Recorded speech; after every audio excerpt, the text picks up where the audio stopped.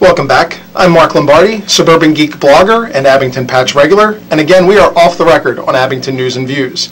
We've been talking righties versus lefties, and let's start with Dr. Bob Sklar, Republican Committee person from Abington, Ed Boyd, blogger from Page 13 News, and Tea Party conservative, and State Committee person from Abington on the Democratic side, Greg Holt.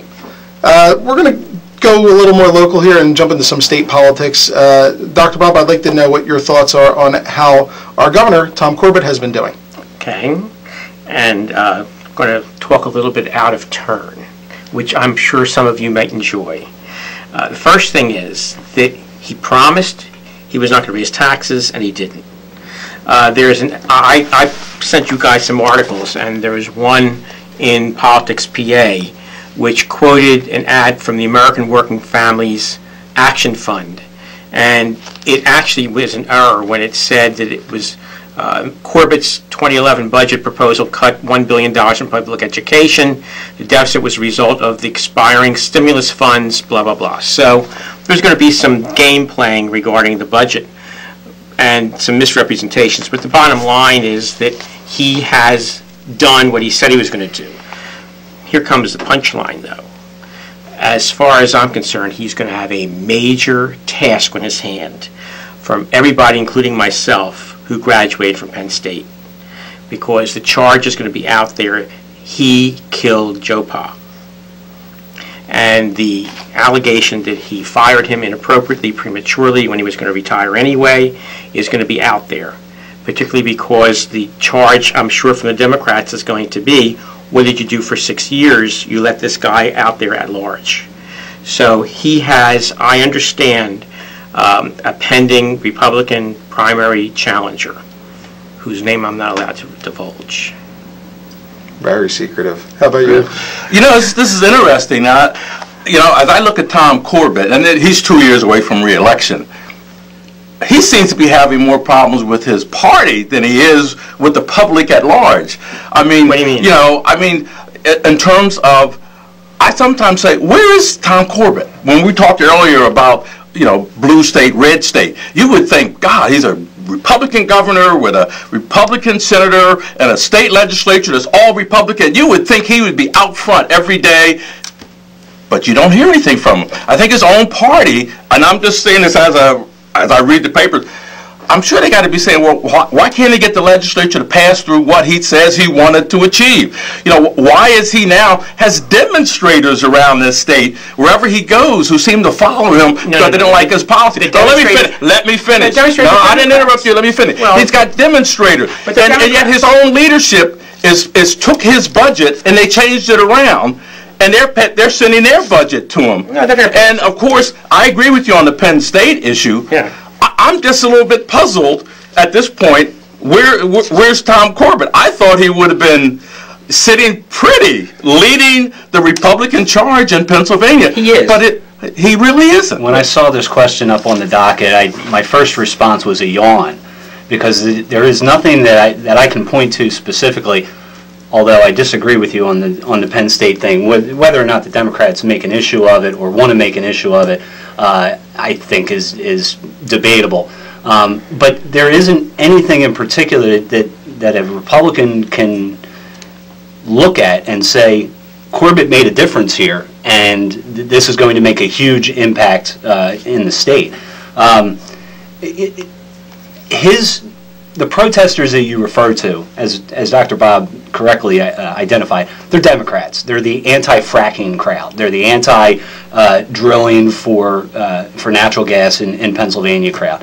I don't see a whole lot of Republican animosity towards Corbett so much, but not a whole lot of enthusiasm behind him. And that's kind of my point. I'm just surprised that he just hasn't been more front and center on these Republican issues. Republicans don't act like Democrats when they get into office. Yeah, so sometimes they just come still, in he's still a Republican governor of a vital state. I'll tell you I'm this. just thinking that you would hear more. As a Temple guy, I don't really care about Penn State, but I will say that when I vote him out of office, it's going to be for his rather deplorable way of handling education in this state and how his budget has basically ignored it to a point. Except and I knew you were going to bring it, maybe I didn't know you were going to bring this up. I expected But I'm a Democrat, of course I have to bring it up. the $1 billion in state education funding, that it's actually one issue that I agree with Corbett on. The problem is, I don't agree with him because I want to see students have to pay more. I would like to see administrators in the schools that receive the funds and the professors and the education elites take the hit.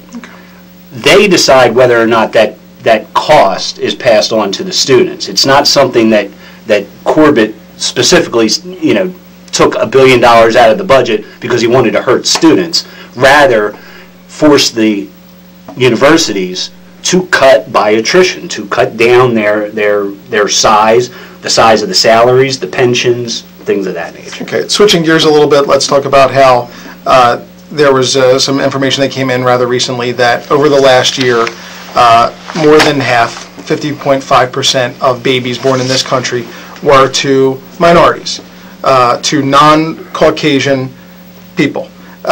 Greg, your thoughts on the issue, or the matter? I don't even want to call it Well, an issue. hasn't this been predicted for maybe the last 10, 15 years that ultimately with the birth rates of I think, whites in the United States dropping and immigrants coming in who, and I don't want to characterize, but tend to have larger families, that this prediction has been out there for a while, and so I don't think it's really surprising anyone, and I don't even characterize it as a bad thing. It's just, it is what it is. America's always been a melting pot, and its population has changed over the couple of centuries, that it's been in existence. This isn't anything new, nor surprising, nor anything that's disappointing or discouraging or anything else. It's just a fact on a piece of paper. Yeah. That's all. It's interesting fodder, but that's about it. I think it illustrates the challenge the Republicans have to make sure they maintain their image as the party of values. I was just listening to CNN. There is a pastor in Minnesota who came out against the classic view of his black church and favored gay marriage, and then lost his entire population, and he's about to close his doors. There is a very strong conservative viewpoint both in the black community and in the Hispanic community. And notwithstanding the way the mass media portray it, the Republicans have to make sure they tap into that so that this automaticity that the minorities vote for Democrats can be punctured, reversed, and then maintained as an important achievement of the Republican Party. So it's not portrayed as simply the white, male, older party.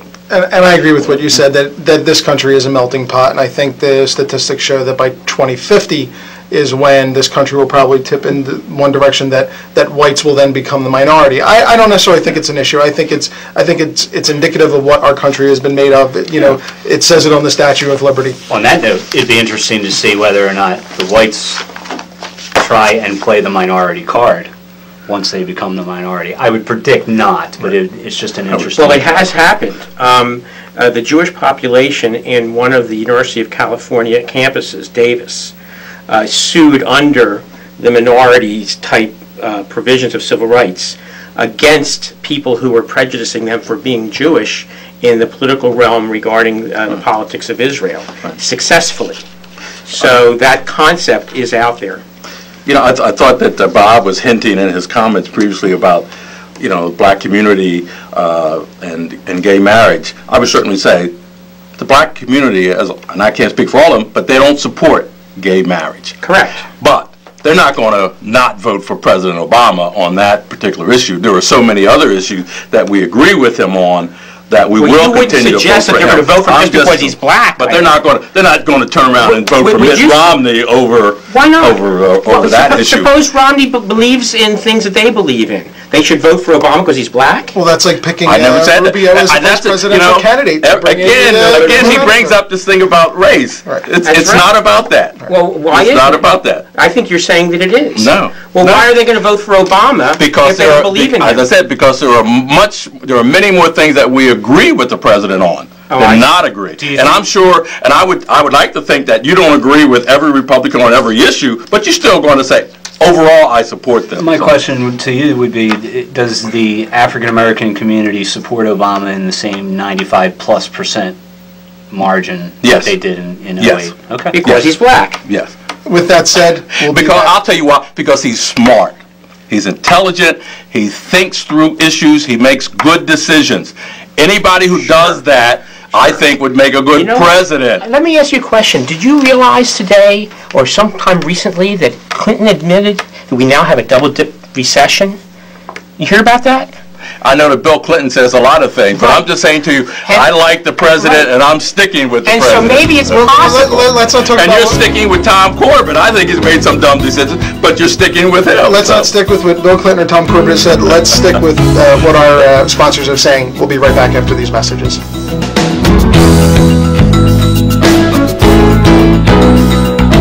I'm Pat Toomey, and you're watching Abington News and Views, where all the news is your news.